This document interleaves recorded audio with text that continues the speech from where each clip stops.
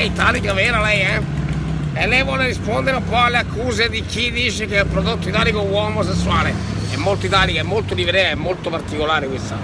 Non so come la chiamiamo, questa la special edition, una Schnauz 599, è targata 599, però no?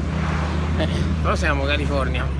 E quindi per portare certe targhe, no? Ci vorrebbe anche il mezzo, però magari il mezzo l'uomo ce l'ha. Molto Schnauz, molto Strauss, molto italica livrea, molto California, molto monegasca, molto prodotto uomo sessuale italic livrea 599 targata, ma solo la California, sempre la bella. Secondo te sto male?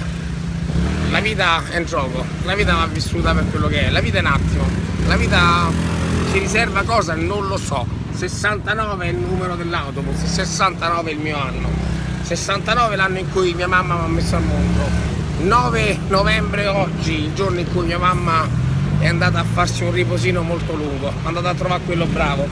Io sto andando dalla Lucchezzetta Nazionale a mangiarmici una pizza, a dirle quanto la amo, e credo domani ad affrontare l'argomento, perché la notte non è mai facile e i bambini vanno preservati.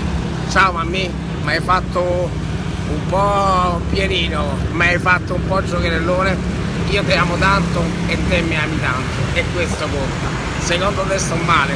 Ferrari, non Ferrari, 599, prodotto omosessuale, tutte cazzate.